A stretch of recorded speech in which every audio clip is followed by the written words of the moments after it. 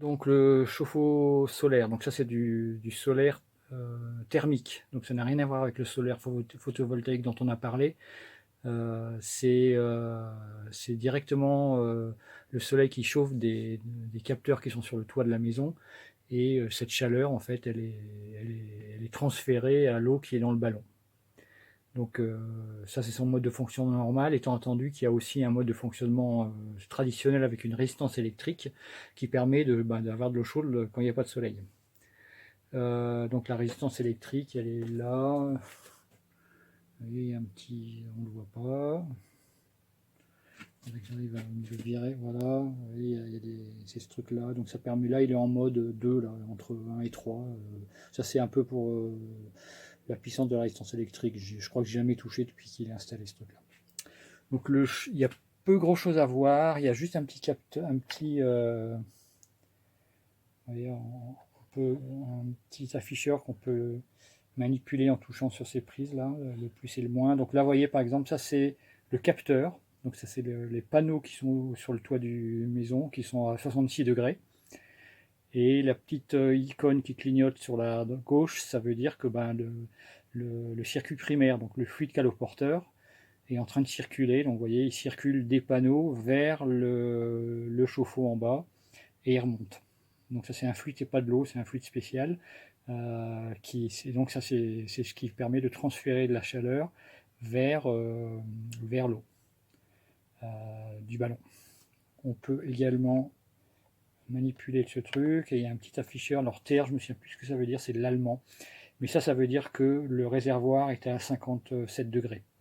Alors ça ne veut pas dire que l'eau est uniformément à 57 degrés, hein, je pense, mais la zone qui est chauffée par le solaire thermique est à 57 degrés. Bon, 57 degrés, ça veut dire qu'il y a plein d'eau chaude, hein. Donc il n'y a pas de souci à avoir. Donc il y a... Ça c'est des pourcentages, donc je crois que depuis la dernière fois que le truc a été initialisé, le circulateur a fonctionné à 30% du temps. Enfin, il n'y a pas... Ça c'est des heures de fonctionnement, je sais plus quoi. Mais globalement, les deux seuls trucs qui sont intéressants de voir, et encore, faut vraiment, c'est pas accessible à distance, faut vraiment venir ici, c'est la température du capteur, 66 degrés, et surtout ça, le TR, le réservoir, est-ce qu'on a de l'eau chaude? Quand il y a pas d'eau chaude, ça c'est à 10, hein, donc là, ça veut dire que c'est plein d'eau chaude. Le capteur, il peut être au-dessus de 100 degrés, hein, vu que c'est pas de l'eau, c'est un fluide spécial, donc le capteur en plein été peut monter à plus de 100 degrés. Ça c'est pas un souci.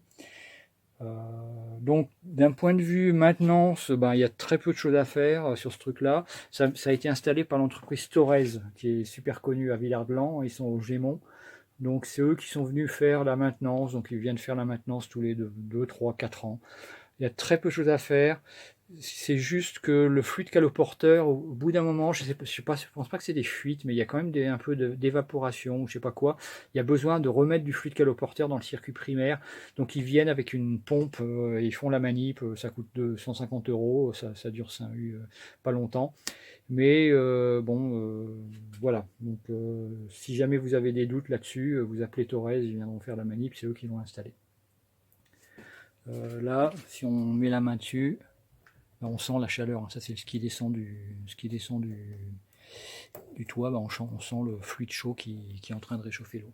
C'est un chauffe-eau à stratification, ce qui veut dire que l'eau n'est pas... La température de l'eau n'est pas uniforme. La température de l'eau, c'est plus chaud à l'endroit où on tire. C'est-à-dire que dès qu'il y a de la chaleur qui est injectée dans le chauffe-eau, cette chaleur elle va assez naturellement remonter assez rapidement à l'endroit où on tire l'eau chaude. Donc ça veut dire qu'il n'y a pas besoin d'attendre que le chauffe-eau soit uniformément chaud pour avoir de l'eau chaude. Dès qu'on a mis un petit peu d'énergie, l'énergie se concentre à l'endroit où on tire l'eau, et l'eau qu'on va tirer va être chaude. Naturellement, si vous tirez pendant 2 heures, vous allez taper dans de l'eau froide, mais vous avez de l'eau chaude assez vite avec un chauffe-eau à stratification.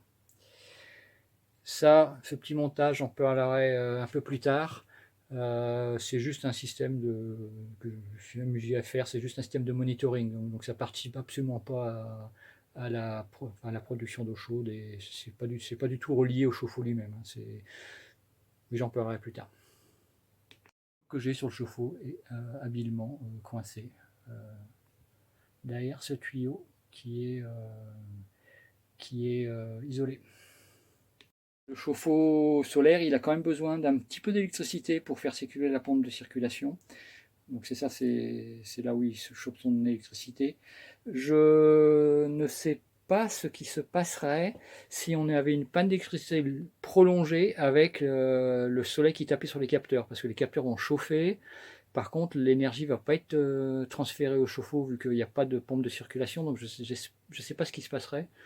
J'ai jamais eu à gérer ce genre de problème. Je pense que c'est prévu, mais je ne sais pas.